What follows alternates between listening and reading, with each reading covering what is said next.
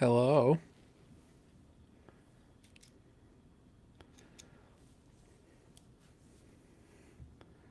How are we all doing this evening?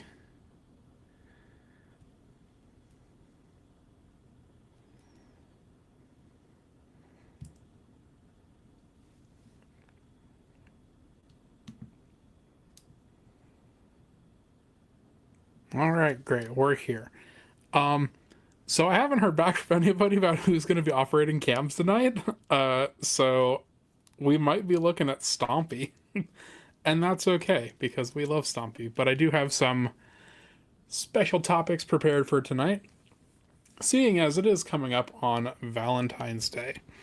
But welcome everyone. Welcome to Bug Hunts. Welcome to our weekly search around the pasture to see what kind of invertebrate life we can find. Who's here? All right, Sam, Donkus, Flickmack, Lil Moped, Silvera, Alexis, Dan. I saw other Dan say he was here for his quarterly chats. Welcome. Casey, Fi Zombie, hello, everyone. Welcome in. It is, in fact, a little chilly again this week. So we will have to do our best and see what we come across this evening.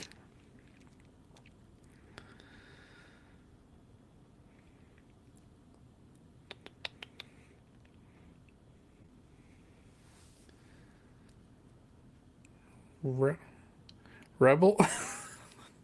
I'm assuming you meant mild, but you wrote milk crisis.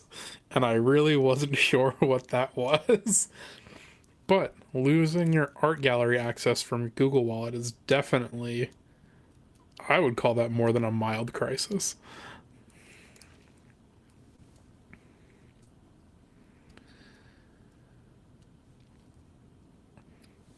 Sam has a question. Do the bugs get affected much by big temp swings? They can. So we've talked about it before, how there are like temperature Q systems that the insects use. We call them degree days, where for a certain number of days in a row, it needs to be above a certain temperature threshold, and that is usually something that signals to insects to emerge. And so if there is a span where they have enough time in a row of those warm days, and then we hit a cold snap again, they could be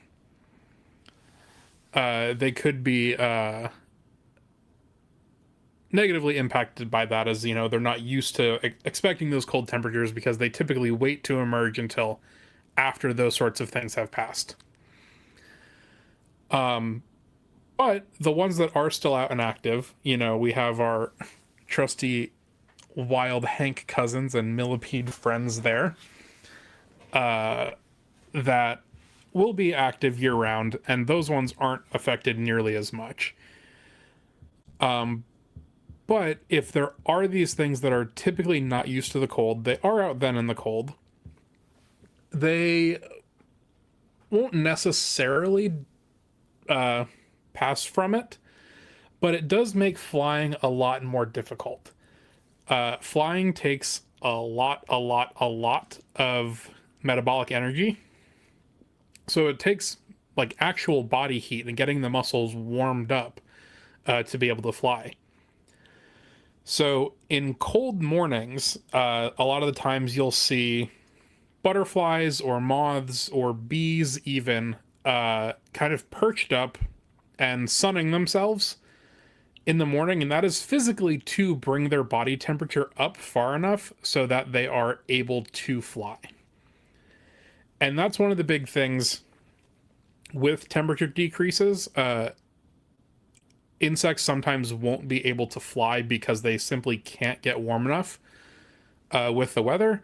And if that extends for a couple of days, then they do end up going without food, and sometimes it is not an excellent outcome for them. But in general, they usually can tolerate a couple of colder days and be just fine with that. And look at that. We've got ourselves a spider.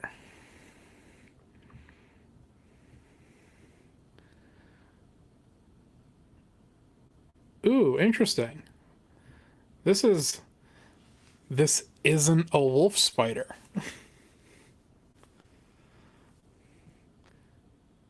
Sam, no, not this time. So this, I don't know that we've actually had one of these on here before. This is a, oh god, what are they called? It's a Gnaphocid. Gnaphocidae is the family. Ground spiders. So if you look at the back,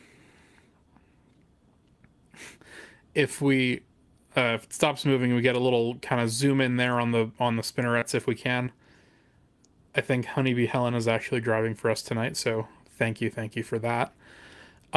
They have these really short, thick, barrel-shaped spinnerets, as opposed to the wolf spiders that have kind of long and more spindly spinnerets. So here I will post that there for you. Nice and quick. Not making it easy.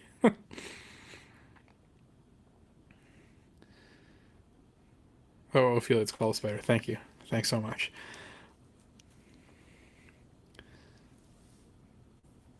Yeah, so I just posted the bug guide link to that family. There's a couple of different things in that group. I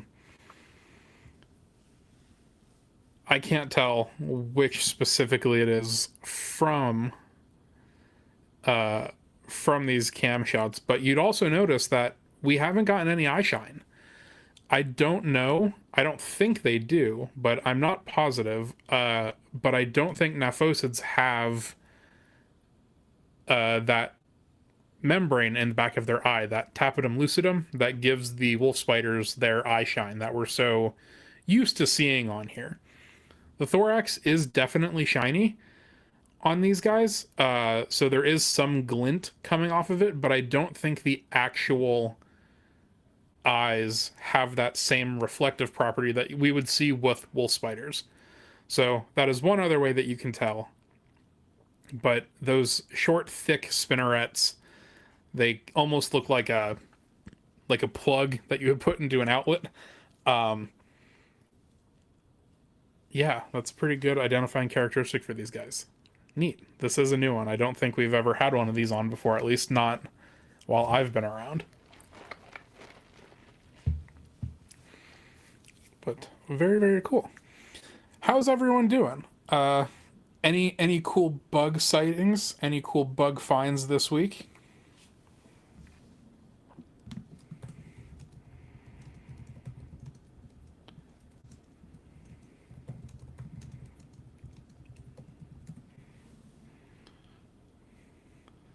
The hay made it look like a wolf.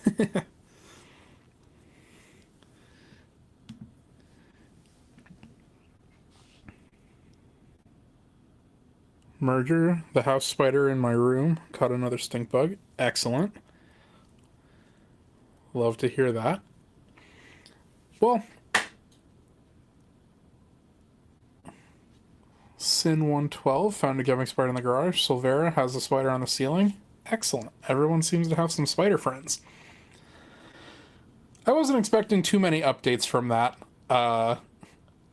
As it is at Alveus right now, and most parts of the US, but everywhere in the Northern Hemisphere, it's pretty cold right now, so we're not expecting too much.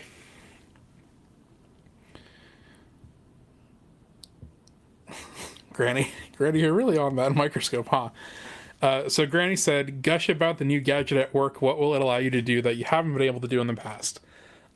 So tomorrow, well, actually Monday, earlier this week, our lab got it's something like $87,000 microscope. And it's just been sitting in the imaging room that's right behind my office since Monday, unassembled. And unpacking it from the pallet that it showed up on was one of the most stressful things that I've ever done in my entire life, because who casually just has $87,000 worth of equipment sitting on a desk?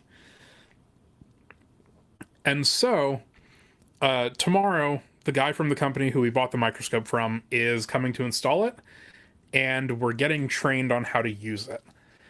And I'm very excited about it. It's they came to do a demonstration a couple of weeks ago, before we actually ordered it, and it is so incredibly high tech compared to what we're working with now. It's going to change a lot of things. So the big one is imaging. So right now, the process that we use, we have a regular DSLR camera on an electronic rail that we can set with a microcontroller, and it takes stack shot photos. So if you have a pinned insect specimen, you focus on the very top and you focus on the very bottom, and then you basically tell it how many slices you want in between. And this camera on the automatic rail will take, say 10 to 20 photos per specimen, focusing down each time a little bit so that the whole thing is in focus at one time after you stitch all those pictures together, using like computer software. So it gives you, instead of just being able to see the very top, you can see the top of the insect all the way down through the bottom of the legs, all in focus in one photo stack. And so we've been doing this for a long time. We've got like 3 different imaging systems right now. But this new one does it so fast. With our old systems, we have to set the external controllers of like where to focus the image. Then this external camera takes the photos and it goes click, takes the shot, and then goes, moves down a little bit and does it again. And depending how tall your specimen is, that can take several minutes to work in just taking the photos. Then you have to drag all those photos into another program, and then that will stitch it all together, which takes another couple of minutes.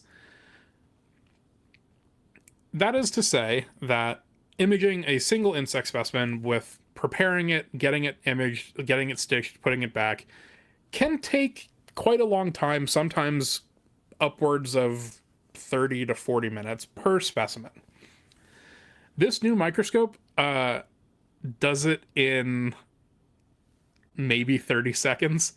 It's a digital microscope, so it has a lot more focus that it's able to do, and because the camera unit is built into the microscope, it's able to make all of those calculations and all of those pictures really, really fast.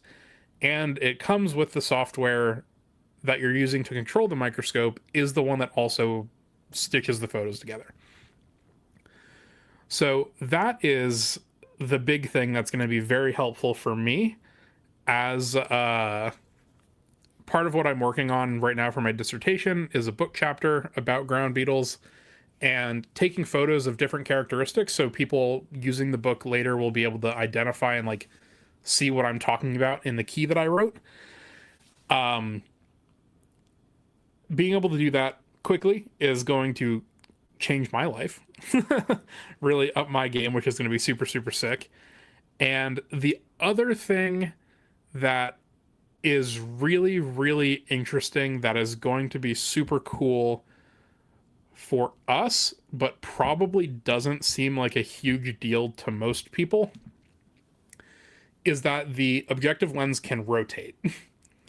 So typically with insects, when you're documenting them of pinned specimens, you take a photo from the top down, and then you take a photo of the left hand side of the insect. So when you're looking at it, the head is to the left of the screen, the abdomen is to the right, and that is just like standard photography things for insect specimens.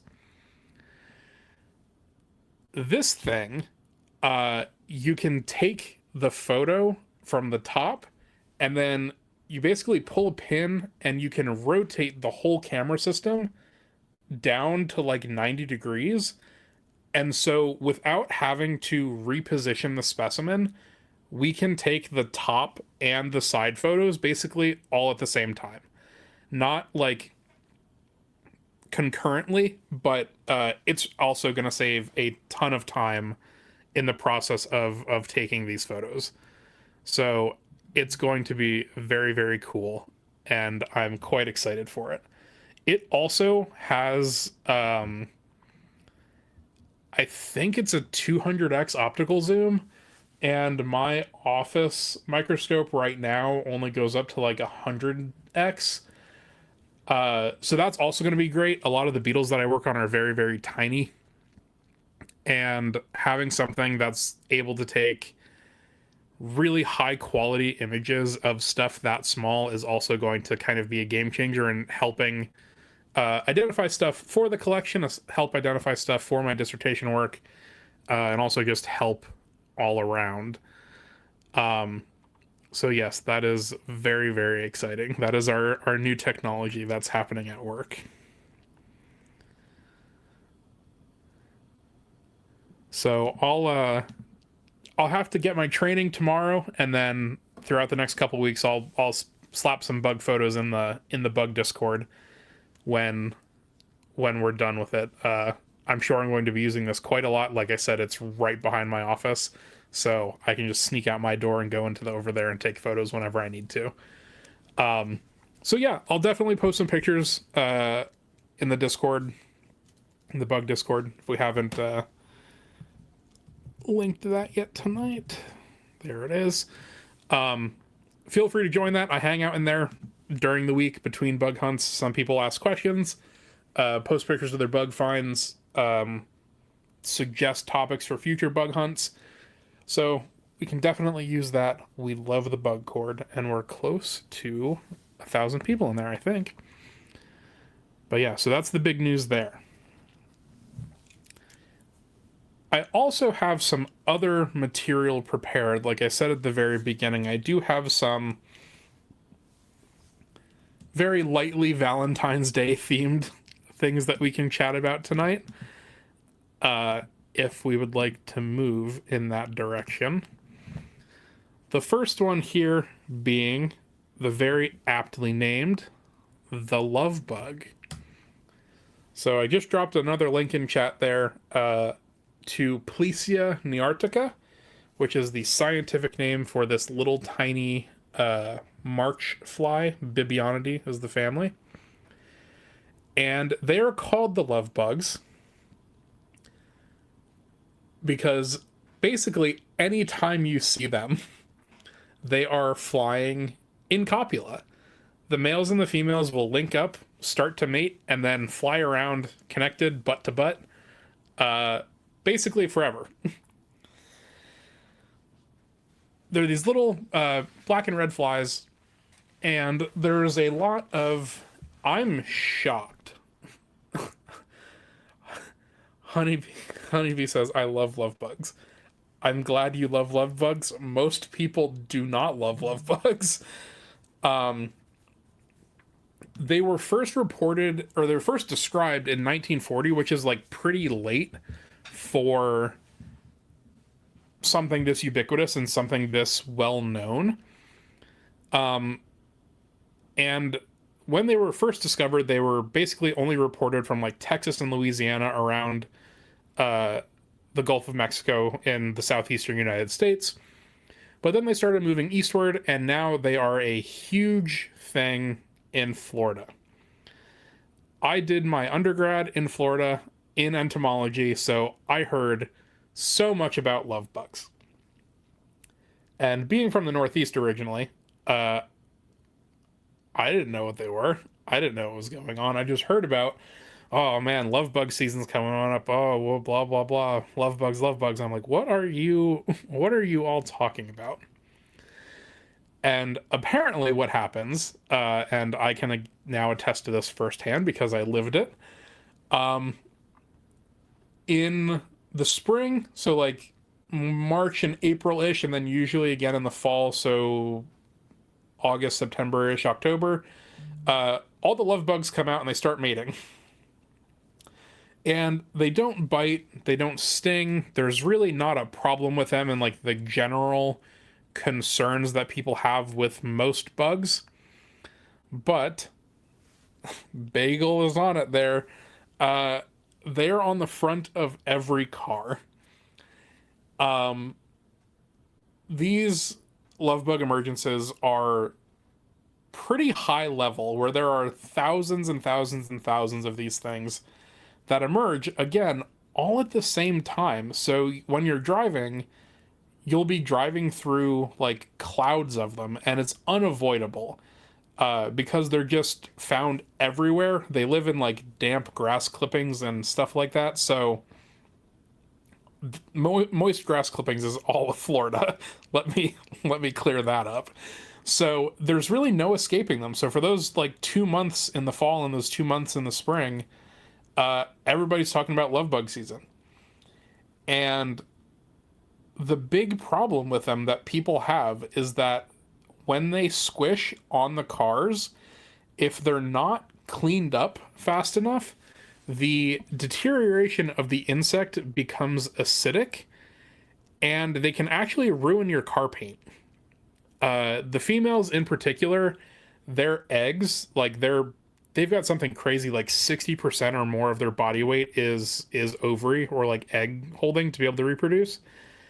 And when those squish onto the car, they do become slightly acidic, and then can in fact ruin car paint.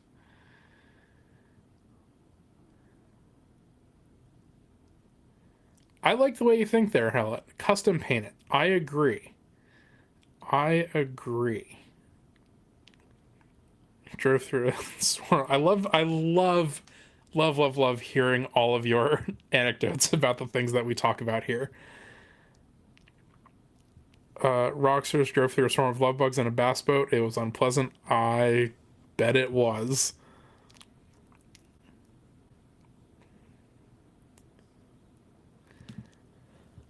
And some of the other myths surrounding the love bugs, as they are a prevalent thing in Florida, and they only started showing up in real numbers in the southeastern US in like the 1940s and 50s. There was a rumor that the University of Florida had somehow like X-ray zapped or genetically modified mosquitoes, and that's what love bugs are. And that is also why people thought that love bugs bit for a long time, but they don't. That's like blatantly false, completely untrue. Bibionidae, the family that love bugs are in, and mosquitoes are like very distantly related. They are not even close. They don't even really look that similar. So definitely no truth to that. However, aptly named love bugs because they are generally always found mating. And that is our first tie-in back to the wonderful holiday known as Valentine's Day, or Stompy's birthday, or Push Pop Reveal Day.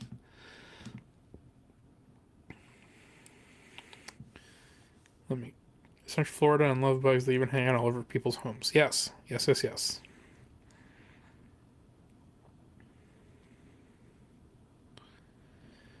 Bubbles, if the bug juice sad ruins car paint, can it harm your skin? It's not an on contact thing. It's if it sits there and then the insides react with like the sun to get more acidic, from my understanding. If you squish them on you, it's not like a blister beetle where it's going to immediately start causing a reaction.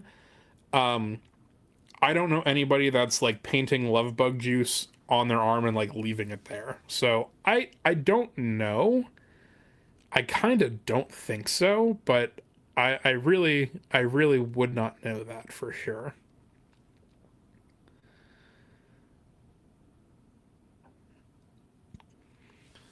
The next thing that I wanted to talk about, Ophelia, water boatman penis noises are not on the docket for tonight. That's another thing, plus World's Wildest has already covered that. Another bug guide link here showing damselflies in what is often called the wheel position. However, it's not super round. Doesn't really look like a wheel to me. I think these dragonflies or these damselflies, excuse me, are making a heart with their abdomens.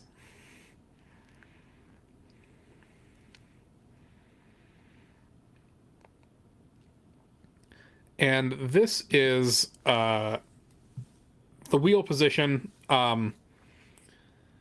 is typical of how damselflies mate, and it's actually pretty strange how and why this is happening.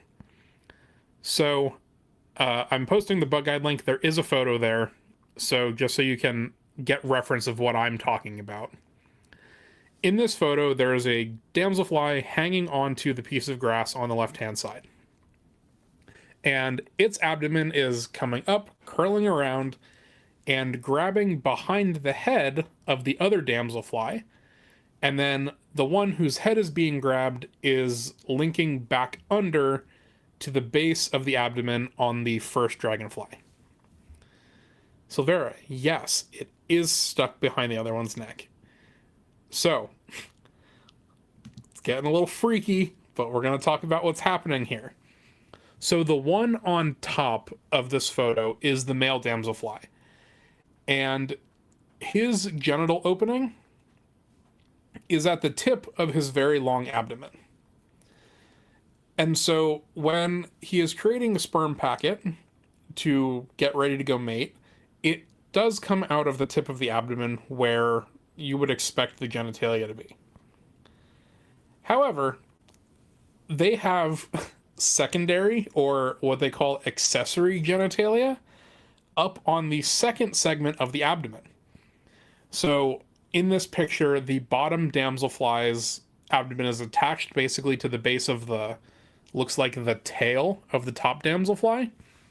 And that is because he has deposited a sperm packet basically on the underside of his second abdominal segment to put it in a different place for mating. Then he takes his clasper, which is a sexually dimorphic thing in damselflies. Males have it, females do not. And he will use that to actually grab behind the head of the female damselfly, which is what you're seeing here in this photo, and is like the first bump on like the top of the heart. Then, since she has, there's been some courtship, there is female choice in damselflies, so she does have to like select to mate with this one, which is good. There is some consensual relationships going on here. And so then she takes her long abdomen, curls it under herself, so her genital opening is also on the very tip of the abdomen. And she then connects with the secondary genitalia of the male and gets the sperm that way.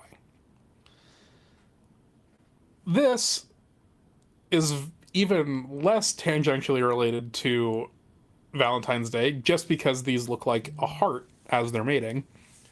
But after they're done mating, the male will actually continue hanging onto the female's neck like this, and they will fly around in tandem, very similarly to the love bugs. I saw someone ask before we got off the love bugs, it was super terrific. Does one love bug always go forward and the other go backwards when they're stuck together? Do they switch up and each get a turn seeing where they're going? I don't know the answer to that. I would expect that the female is probably doing the leading, because the love bugs and these damselflies are doing what is called mate guarding. So if you're a male love bug and you mate with a female love bug, and you want to make sure that all of your genetics get passed down and that nobody else is being able to mate with the one that you just mated with, what a better way to do that than to never detach. It is physically impossible for another love bug to then mate with that female because you are still attached to the female that you mated with. That's a strategy, for sure. That's a choice. And like I said, I don't know. I'd imagine that most of the time the female is the one controlling where they're going, because she's going to be looking for sites to lay eggs. She's going to be going and looking for food. He is just latched on there to prevent anybody else from mating with the female that he just mated with. And damselflies do this to some extent too. So they actually mate in this wheel position, but then they don't fly around like this. You will oftentimes still see them connected to some extent. The male does keep grasping behind the head, because then he can fend off other males that try and come mate with the female. But she doesn't really... she can sort of control where they're going again, because she, again, is looking for places to lay the eggs of this male. But damselflies will also do male competition. So they will fight. Dragonflies and damselflies will both have multiple males competing for individual females. And part of the genitalia structure that I said was unique to males, the clasper, there's also sort of a scraper there. And I know that Allison has talked about this before, but it's always good to rehash, especially for the new people. If this is your first bug hunt, I'm sorry.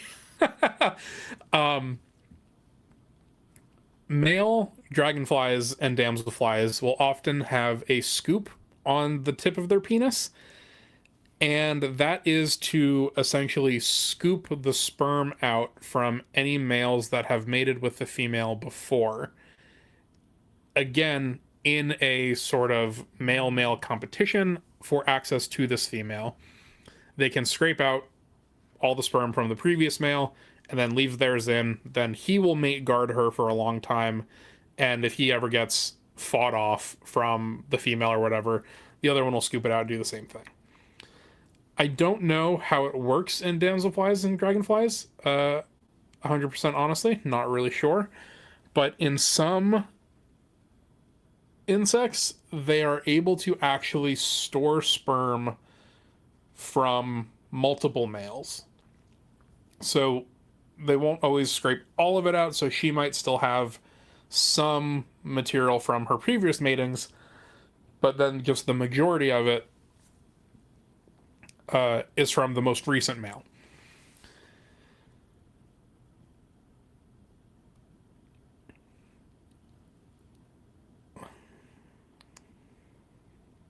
Damselflies and dragonflies generally look the same besides size. Any morphological difference that we don't usually notice. Do you mean... Courtney, do you mean between damselflies and dragonflies, like, as groups? Or do you mean between male and female damselflies and dragonflies? Because the answer is that they are morphologically different in both of those cases. Sometimes. A lot of the time.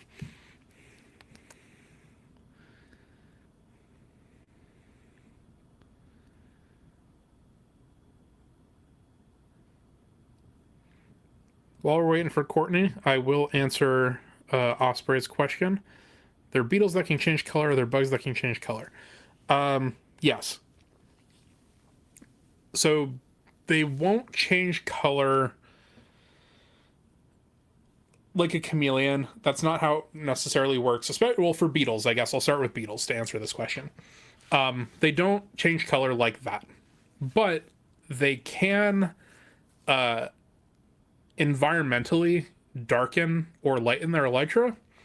So with the Western Hercules beetles, for instance, their elytra or their wing covers are typically like gray with little speckle spots all over them. But when you keep them as pets, and you have them in sort of like moist soil, the elytra turn like a dark brown, and that's simply because their exoskeletons are absorbing more humidity from being in a more humid environment. If you then take them out of the moist dirt and let them dry off, they go back to being their normal color. That is the only color changing in beetles that I can think about, or that's coming to mind right now. But other groups can do it. Definitely things like stick and leaf insects in particular, which are a type of stick insect, but they look more leafy than sticky. Those can, like, between molts, change color. So if they're on a green plant when they're born, they'll oftentimes come out green. But then if they move somewhere and they're mostly on like a kind of a yellow or brown plant, they can also change to that color. More often than not, they're going to be trying to match their color to one plant all the way through, but you can get sort of green to brown to yellow individuals of the same species depending on what color plant they're raised on. And you will also see this in crab spiders. So I'm sure if you've seen them, but if not, I can post pictures, taking notes there on what to post later. Crab spiders are the ones that kind of have their arms out to the sides, looking like they're looking for a hug, and they'll hang out on plants, and they'll grab bees, flies, butterflies, whatever they can get really access to on the flowers. And if you take individual like babies from the same egg sac and put them in a little housing unit with a pink flower and a white flower and a yellow flower, you can raise the same species to have different color forms depending on what type of flower and what color of flower that it is hunting on. So it is possible. It won't change instantly like a chameleon. Like I said, that's not really how bugs do, how they do that. Golden tortoise beetles actually can change color. I just remembered about that right now, but I don't know the mechanism. So usually it's not an instantaneous thing. The golden tortoise beetle, like I said, was an example that I just remembered. You can pick them up and they will change color, but I don't know how that happens. Typically, when insects go through color changes, it's like a life stage thing, so one molt to the next. It's not going to happen, overnight. Bagel, thanks for the links. Appreciate it.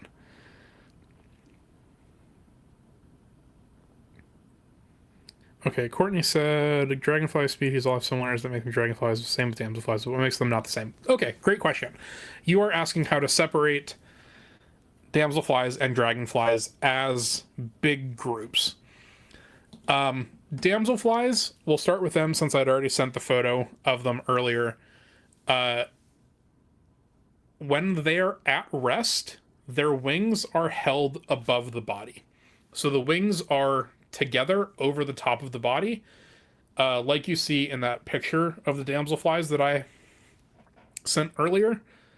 They also have a much wider head, so you can't really see that in the photos. But Cricket had one that he sent in to show and tell one time. Really phenomenal photo of a head-on of a damselfly, and they sort of look like hammerhead sharks. Damselflies have eyes on the very sides of the head, and there's a pretty large distance actually separating the eyes in the middle of the head on damselflies. Also, their front and their hind wings are basically the same size and shape. So again, in that photo that I sent, it looks like they have kind of one big wing, but actually they have two pairs of wings, like most insects do. but the front and the hind wing on both sides are basically the same size and shape. Dragonflies, on the other hand, live their life like they're T-posing.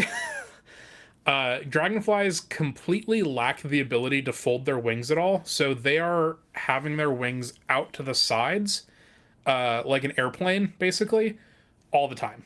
They will never have their wings back over the body or together like that at all. Dragonflies are also generally going to be a little bit beefier. Their abdomen is still long and skinny, but it's not nearly as thin as you would see with damselflies. So they have their wings out to the side all the time. The front wing is going to be a different shape, usually significantly narrower than the hind wing. So the hind wing is usually very, very broad, and the front wing is going to be more narrow than that.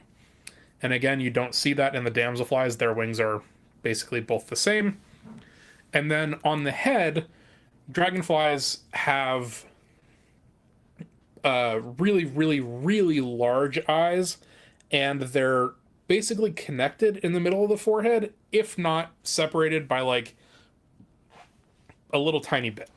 Damselflies will have a much, much bigger space between the eyes than dragonflies will. And I will definitely post some side-by-side comparisons, because I know I have this from my general entomology lectures, separating those two in the bug Discord for later. They're both related, so they both belong to the order Odonata, which is a new one. We haven't probably talked about it much before, because we don't usually get them on the night cams. But Coleoptera is the order for beetles. Odonata is the order for dragonflies and damselflies. And it comes from don, like tooth, because they've got toothed mandibles. It's a really interesting system, but like the same Latin root that you get with like orthodontics and stuff like that, the don is the same in the order Odonata. They are closely related, but they are separate suborders within that then. Oh, Cricket, thanks. I'm still catching up on messages, but you've got both. You can post the bug Discord. That would be great.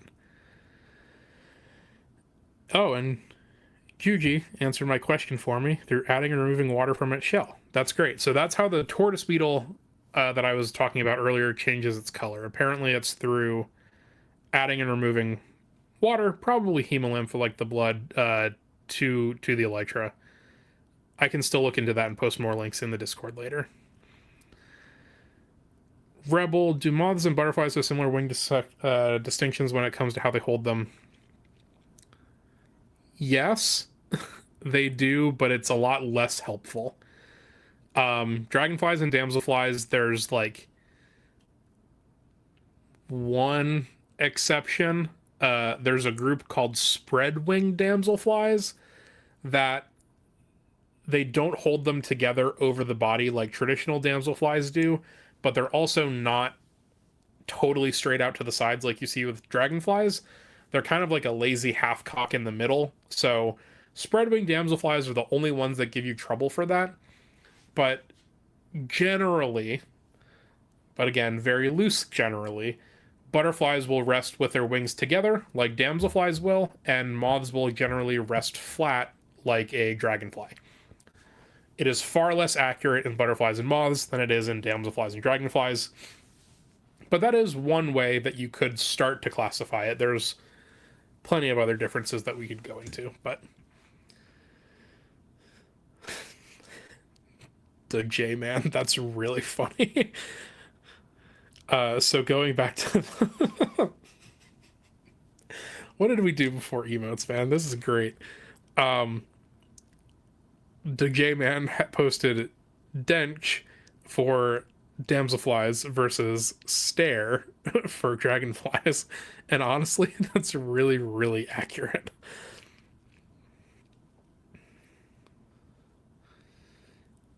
Oh, yep, yes, we've also got airplane damselflies can be zoomer. Yes, perfect.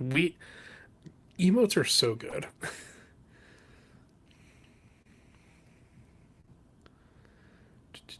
Catching up, catching up, catching up.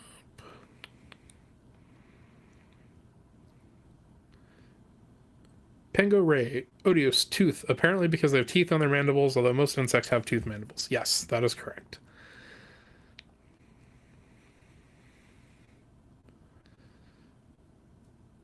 All right. Mini lesson break there on Dragonfly and Damselfly anatomy. It was fun, though. I like answering the questions that you all come up with during my planned segments. I like to have something prepared in case it's a slow night and we don't have much bug activity. So I like to have something kind of loaded up, ready to talk about. I like theming them. Like I said, tonight's loosely themed around Valentine's Day, but your questions are always more interesting because it usually stems from something that you are curious about, and I really like helping you satiate those curiosities. Worm. We had worm? I missed the worm totally. Oops. Oh, we're going back. Oh, heck yeah, we got a worm. Nice. Worms don't have exoskeletons, so, like, I don't know anything about them. But I think they're neat.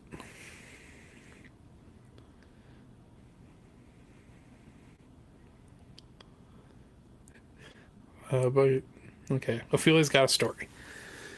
National Park, we had a building that was kind of light, dusty mint green. The moths in the area were normally adept to blending in with the whitish lichen and a perfect color mesh to the building.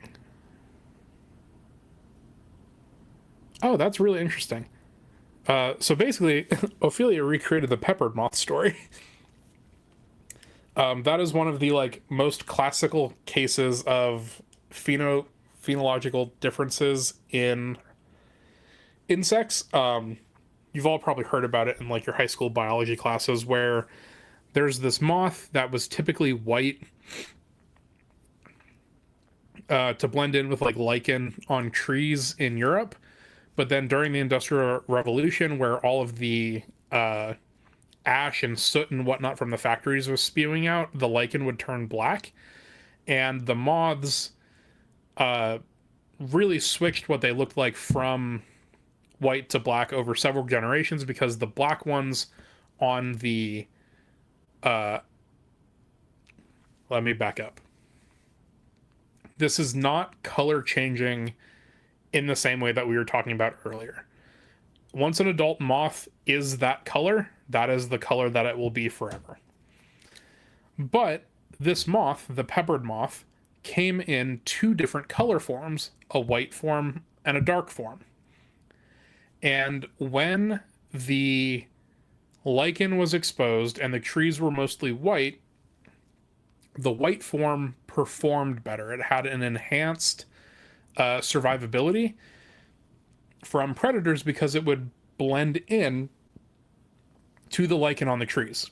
If you are on a white tree as a white moth, you blend in a lot better. If you are a dark moth on a light tree, you're going to be very, very visible to predators. But then, like I said, during the Industrial Revolution, when all of the soot and stuff was going out and there was a lot more darkness on the tree bark, the black color form all of a sudden started having a competitive advantage. And so the darker moths then were able to reproduce more because now the roles were reversed. The dark moth was blending into the lichen and the dirt and the soot on the trees, while the white color form would stick out more to predators. There's actually a really, really phenomenal book on this that I loved reading, called Of Moths and Men, Intrigue, Tragedy, and the Pepper Moth by Judith Hopper.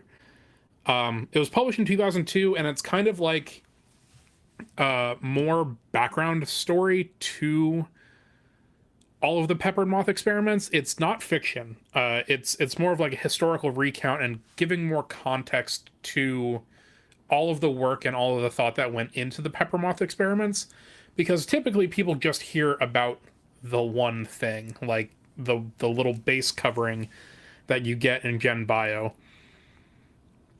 But it's actually a really cool story, and I highly recommend that book. I don't know if I have any control over Alveus Book Club, but I might suggest that to go on the wheel if other people will indulge me on doing that.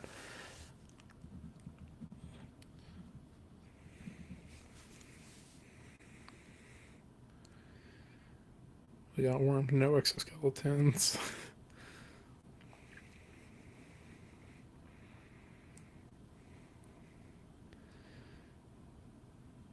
Silvera, no exoskeleton, no endoskeleton, no skeleton at all. Sort of. So you're right, they don't have an endoskeleton, and they don't have an exoskeleton. But they do have what we call a hydrostatic skeleton. And so, obviously, they need to be able to move, right? Like, we're watching this little worm do the worm, you know, slither his little way across the hay bales here. And to be able to do that, they have the ability to basically push liquid from different parts of their body. Liquid, hydro, like water, hydro flask, that sort of thing. And static is like stasis or control, basically.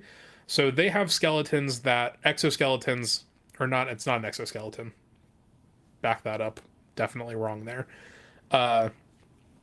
They do have the ability to control their movements, and it's through this thing called a hydrostatic skeleton.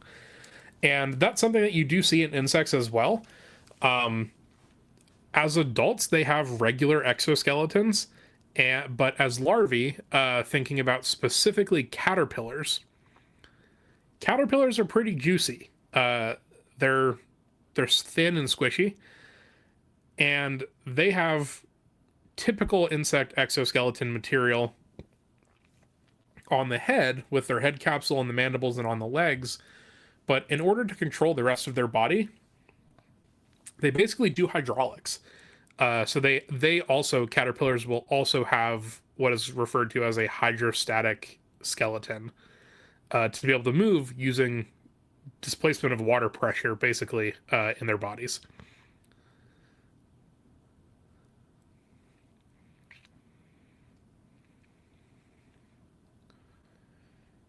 Similar about eastern gray squirrels. Two more scurrying black. The black are starting to do worse since they blend in with the road and they're hit more by cars. I'd never heard about that, Super Terrific. I'll have to look into that. Definitely possible. Oh, and Bagel also linked the book here. Appreciate y'all doing the legwork for me during chat chats.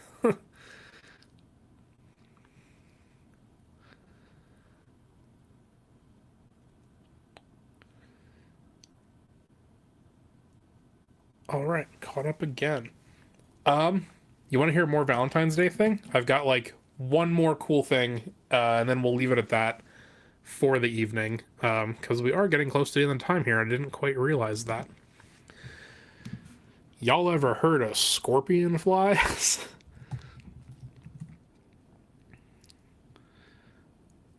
That's a rhetorical question because I'm pretty sure I talked about them last week.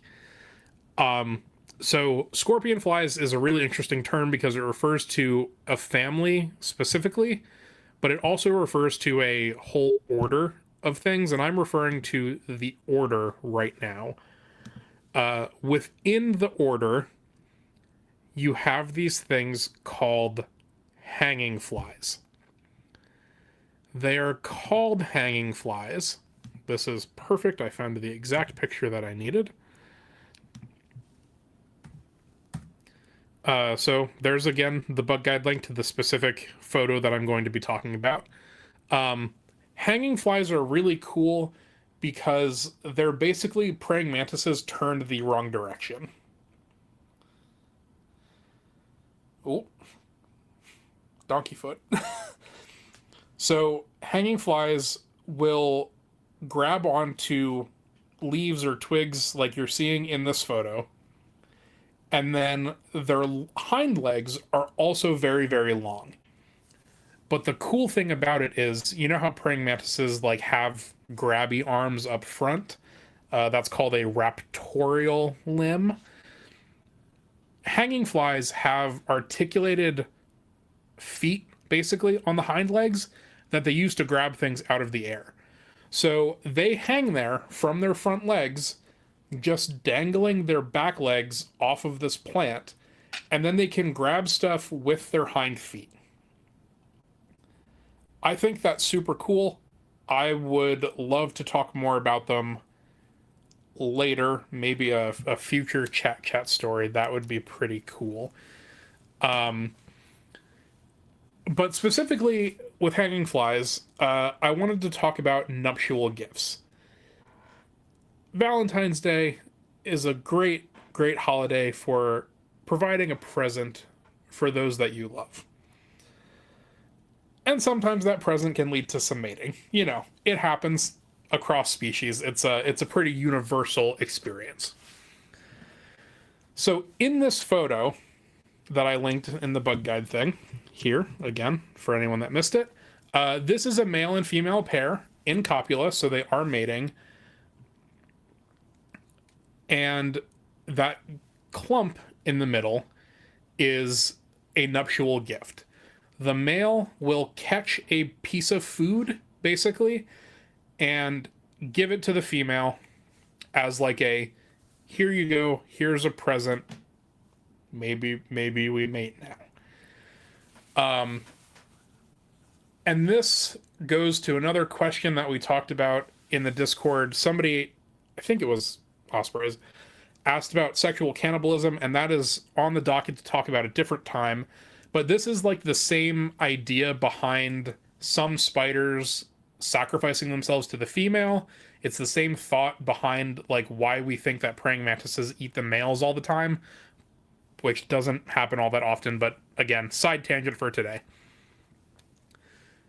Basically, if you're mating as an insect, you want your genetics to be passed on. And the best way to do that is to make sure that the female has enough energy, has enough food resources to be able to make and lay and get your eggs out into the world. So they provide the food. Hi, Mark. I see you lurking. So the male provides this food bundle to the female as an offering before they mate, like, hey, I really want to do this. Here's this morsel of food. Maybe we can get things going. But just like in the human world, some male hanging flies are shitty, and all they want is to get into the sex part without any of the actual interaction and thought that goes into giving a good nuptial gift. So, what some sleazy male hanging flies will do is, yeah, maybe they'll catch a little fly. But then they'll also grab some spider web maybe, or some debris, or some dirt, and they'll roll up a nuptial gift that is pretty small, but they'll wrap it in a way that it makes it look bigger. So instead of just showing up to your girlfriend's house with like the little I heart you candy hearts, you get those candy hearts and you put them in the big fancy chocolate box, right?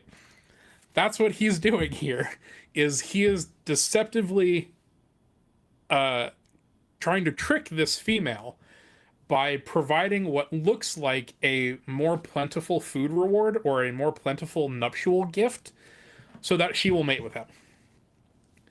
And so he gives her the bad gift, ends up getting to mate anyway, and it's just like a whole bad system, man. Like, it's sort of like sneaker males that we've talked about with dung beetles before. Different ways to like get around female choice and resource guarding and stuff like that in the insect world.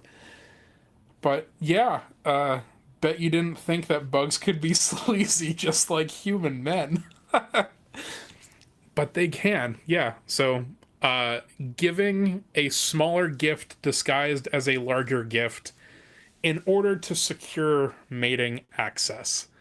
That is something that occurs in the insect world and hopefully does not occur to any of you in the following days as we approach Valentine's Day, aka Stompy's birthday, aka Push Pop Reveal Day.